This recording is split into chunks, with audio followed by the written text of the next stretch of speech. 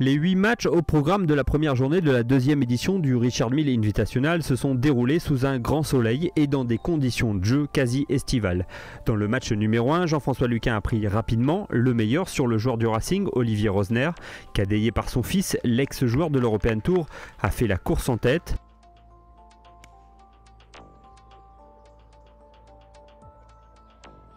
Rosner, qui a eu plusieurs fois l'occasion de revenir à hauteur de son adversaire, a parfois manqué de tranchant.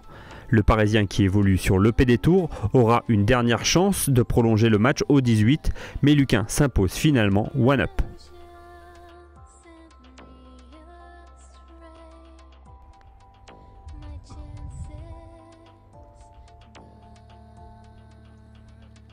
J'ai très bien joué au golf aujourd'hui. Tout de suite, j'ai tapé des coups de qualité très vite. Malheureusement, le match a été un peu bizarre parce que même à l'aller, il aurait pu revenir, il n'est pas revenu. Moi, j'aurais pu conclure un petit peu plus tôt, je ne l'ai pas fait non plus. Donc, c'était un petit peu normal que j'arrive un tout petit peu en avance au départ du dernier. Voilà, je pense que tous les deux, on n'a pas assez bien puté, mais on a bien joué au golf. Moi, je suis très satisfait de mon jeu. Je sais que c'est du match play, mais j'essaye de jouer mon stroke. Jean-François Luquin rencontrera jeudi son ami, tête de série numéro 1 du tournoi, Grégory Avray. Rencontre encore plus serrée, celle qui oppose dans le match numéro 4 deux anciens membres de l'European Tour, le Varois Jean-Baptiste Gonnet et le jeune retraité Benoît Telleria. Aucun des joueurs n'a réussi à vraiment prendre l'ascendant sur son adversaire et c'est finalement au 19e trou, sur un birdie, que le Basque parvient à se hisser en 8e de finale.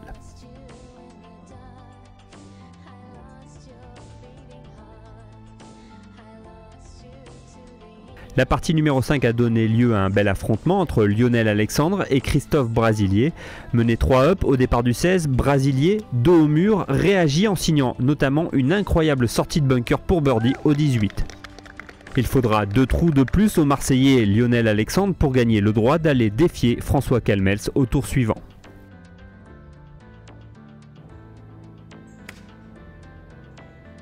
Très attendu, l'opposition entre Jean Van de Velde et Baptiste Chaplan a permis de vérifier que le directeur de l'Alstom Open de France n'a rien perdu de son appétit de victoire. Mené tout le match par le Bordelais, entraîné par Laurent Pargade, Van de Velde signe 2 birdies décisifs au 16 et au 18 pour prolonger la rencontre.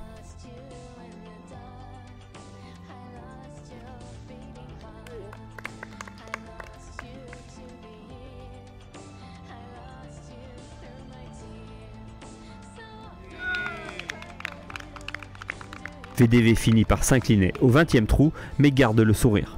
C'est vrai que bon, j'ai fait quand même 2 beaux birdies pour finir. J'ai failli en faire 3 de suite parce que j'ai touché le trou aussi au 17. Et puis au premier trou du playoff, 1 et 2, je fais 2 petites erreurs, mais bon, ça va vite. Je veux dire, un coup j'étais à 30 mètres du trou, je prends 3 putts. Le deuxième putt, j'ai tapé un très bon putt et le deuxième trou, voilà quoi, c'est trop loin du drapeau. Dans les autres matchs, à signaler les faciles victoires d'Anthony Snowbeck sur Julien Fauré, 5 et 4. Et score identique en faveur de Damien Perrier, opposé au joueur du Senior Tour Jean-Pierre Sala.